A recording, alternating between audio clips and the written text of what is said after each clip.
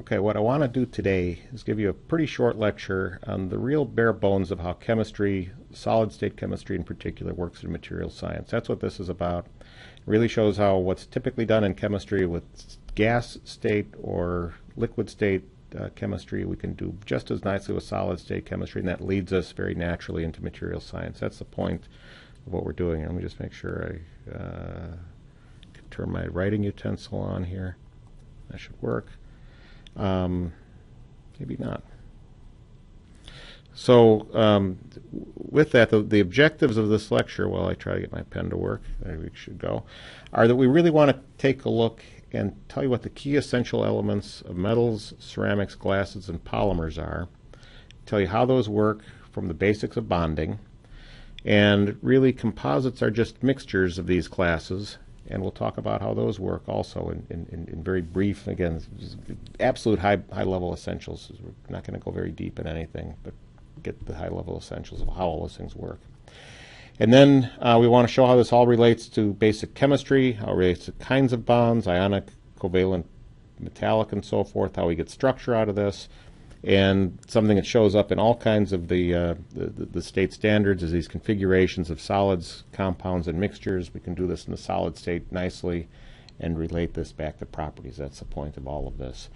So material science, basic idea here is what material science is a study of solids, the materials that make up our technical world. Those are usually metals, polymers, ceramics, and composites. And one of the labs that works really nicely at the beginning of any material science course is a material ID lab, where you pass around various implements, say what are they made of? Is it a metal? Is it a polymer? Is it a ceramic? How do you know? How can you tell? And how can you be more precise about that? It's a wonderful, motivating experiment, and that's one that we teach in material science very commonly as a way of getting going. So anyway, what are these things? What does make these things distinctive? Well, it really is based on bonding. And bonding works as follows. Covalent, we closely share electrons between two neighboring atoms. Ionic, there's an electron transfer from a cation to an anion. In metallic, we consider it sort of a sea of sort of cationic metallic atoms sitting in a sea of electrons. That gives you a special set of properties. And then secondary is where you've just got a little bit of unbalanced charge one place or another. That can cause also materials to stick together. And that's really important. It's not nearly as strong as these other parts, but it really plays an important role, and we'll get to that in a little bit. So here's ionic bonding.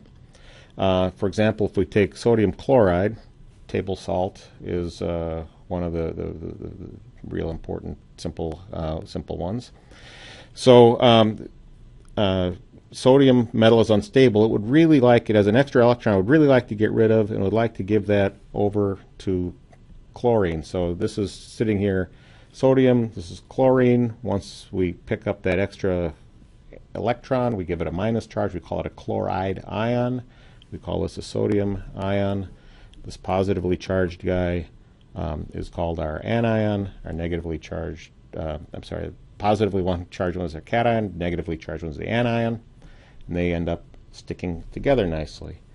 And this side of the table likes to give up electrons.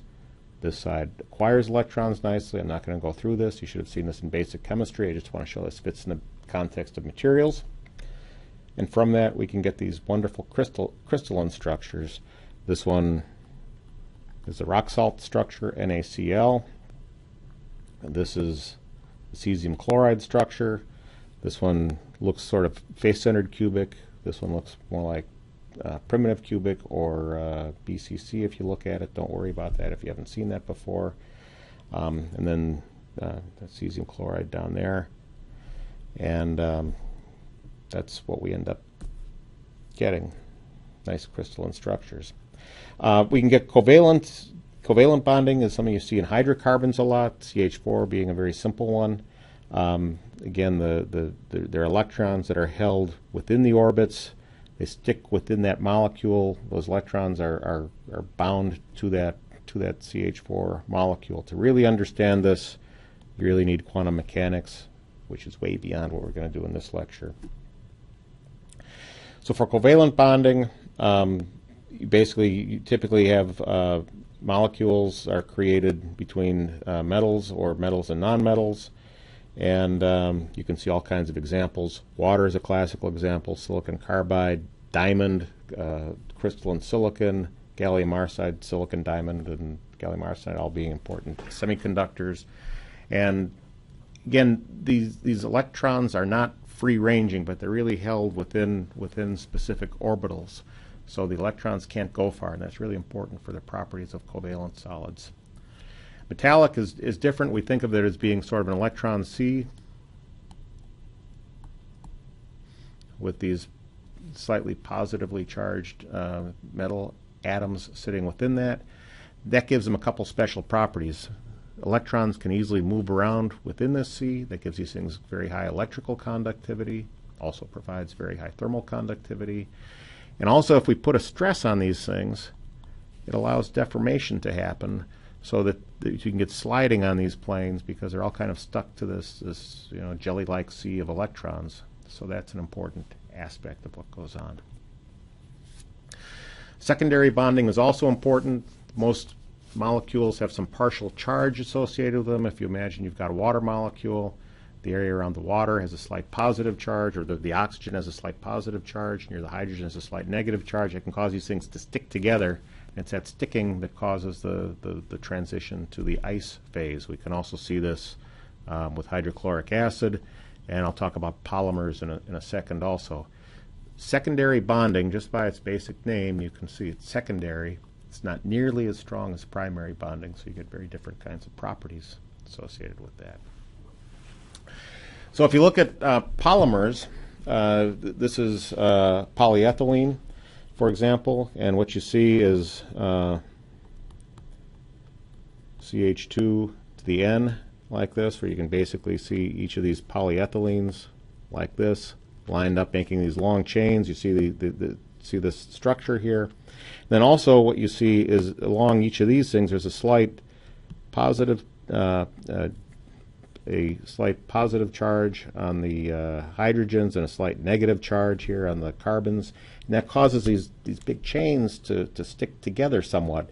So you have really strong covalent bonding along this backbone, but you've got weak forces holding the two chains together. So what that means is that you've got these molecules are very strong, but they're held together kind of weakly. So if you heat them up, you can get this viscous fluid where the molecules slide across each other, but there's a lot of strength left within the molecules, and that really does a lot to explain how these thermoplastic polymers work. So if you've got linear chains like this, you heat them up, you can dissolve basically as secondary bonds, but the covalents remain. That ends up giving you materials that can get soggy with temperature. You could imagine forming cross-links, and then these covalent bonds hold these together. It gives you much higher temperature capability. Or you could imagine getting really strong networks, and if you just like have all carbons, for example, then you start approximating something like diamond. So all of these hydrocarbons and carbon compounds can have a wide range of properties depending on what you do. In general, the more covalent bonding you have, the higher the strength you have, but these things become less pliable in the end. But there's very complicated structures, but that's what polymers are made of. And that's really the point of this lecture, just to give you the really high level idea. So again, because the electrons are all tied up here, there's very poor electrical conductivity, pretty poor thermal conductivity as well. The structure of these things changes also. Molecular weight makes a difference. These things can also come back and forth on each other and form these sort of crystalline regions like this with less ordered regions in between, and that can also change the properties. Again, details are a little bit beyond this lecture, but this is basically what polymers look like. It's these big, long covalent chains held together with secondary bonds, and then there's some higher level structure that takes place. Before we get to higher level structure, let's kind of finish off what's going on with just the interatomic bonding.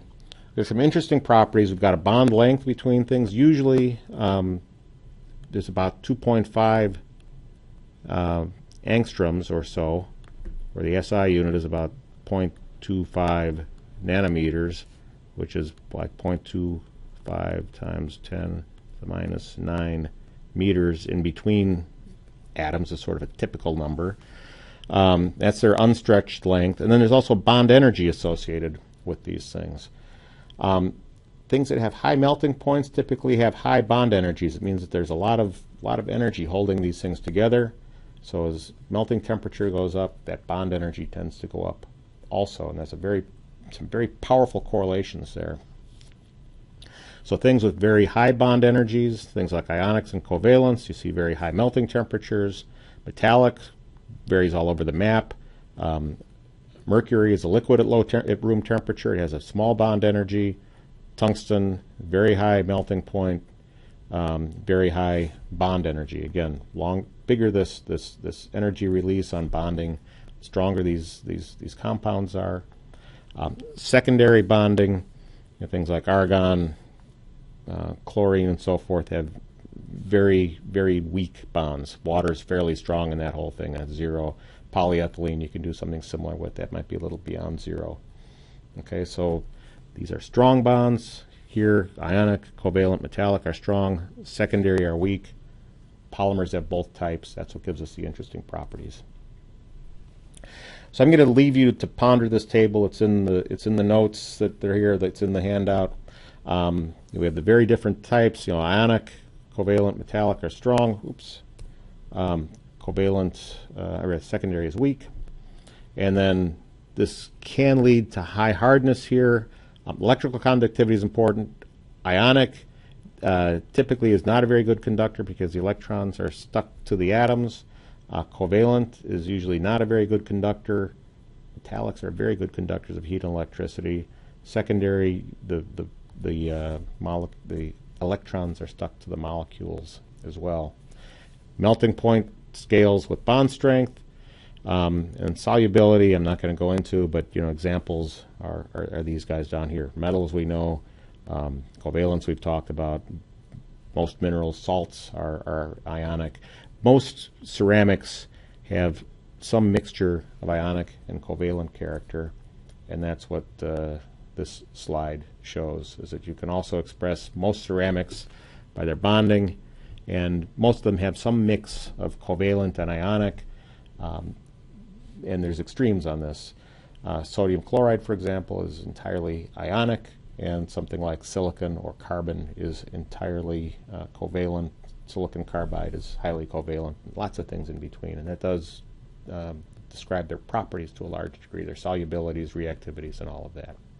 Okay, if we look at higher level structure, and there's going to be other lectures and other units in this that describe this, we can look at this a couple of ways. Higher level structure for SiO2 tetrahedra. SiO2 forms these tetrahedra where there'd be another silicon that comes off here, and these things are shared. If you get something that's highly ordered, that's a crystalline phase that we call quartz. We call that a phase because it has specific identifiable properties. We can also make it amorphous if we put something in there that frustrates this, like a sodium oxide. We can frustrate this and end up producing an amorphous structure. You see, it has the same short range order, the same interatomic bond spacings here, but the long range order is all screwed up. This gives very different properties. This is optically very isotropic. Can make window glass out of that. That is the way we make window glass, for example. This may also be nice and transparent, but if you have boundaries between these grains, you have trouble seeing through it, and we'll talk more about that later. The big point of this slide is this ordered phase is crystalline. This disordered phase that has no long-range order we call amorphous. That's a big distinction in materials. So structure of solids. We have single crystals where you have this strong order that goes on for long distances. Most natural single crystals look like this. You could take one of these crystals that has these facets and cut something out of it that has an arbitrary shape. We can also grow single crystals to arbitrary shapes. So having that external shape doesn't necessarily mean anything. It's the structure inside that matters. Also, what we can have are lots of these crystals that where we've got one crystal that might be oriented one way, And then a neighboring crystal, it might be oriented differently. And this is what we call a polycrystal. If you've got patches of different crystals hooked together, and this is an example of an aluminum cast structure that's a polycrystal. It's chilled from the outside, so you see these fine grains here. And then each of these things has a little bit different color, is basically one of these crystals, and that's what we call a polycrystal. Most metals we deal with are made up of all kinds of little crystals stuck together. The crystals themselves go on for millions and millions of repeats, millions of atoms, but they're stuck together with these grain boundaries. And then amorphous is something like that that has no long range structure associated with it. So again, as I said at the beginning, one of the things you can do with chemistry in the solid state is you can do everything you have to do with required by state standards for solutions, compounds, and mixtures. In the solid state, we can have solutions also. This is an interstitial solution where you might have a small atom like carbon that fits between iron atoms. You see it like that. Substitutional solid solutions happen like this. Copper and nickel is a good example, where they mix together and every now and then you've got one. And the thing about these solutions is they can have variable stoichiometry, and they're somewhat disordered. We can also have compounds that look like this, where they're very ordered, and there's a specific stoichiometry associated with them. So these are solutions where you can, these over here are solutions where you can have variable amounts, not necessarily real high ordered. These are compounds. And then you can also have mixtures, and composites are a good example of this. This is a mixture, for example, of silicon carbide and aluminum, I believe. And these make a structure like this, and you basically just mix them together, and that's what we would also call a composite. And that's the materials that make up our modern world, are often these solutions, compounds, and mixtures. And we use all of these tricks all the time. So that's the basics I wanted to get through. Let me talk a little bit before I leave about how you could implement this in your classroom. Great labs for this content.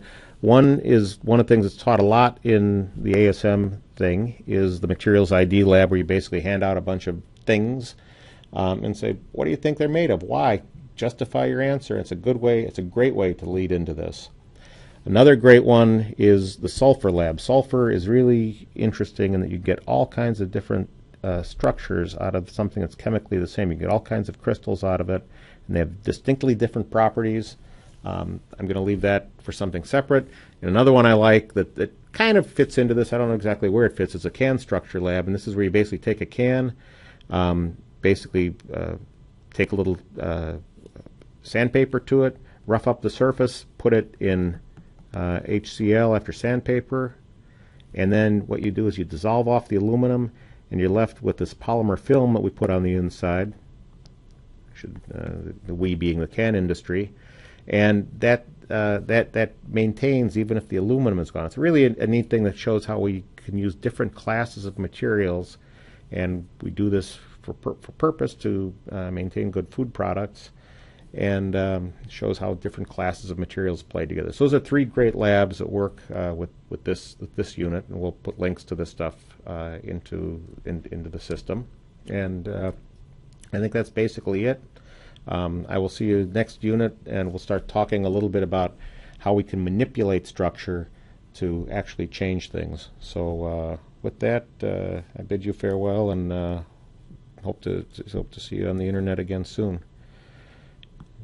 And we'll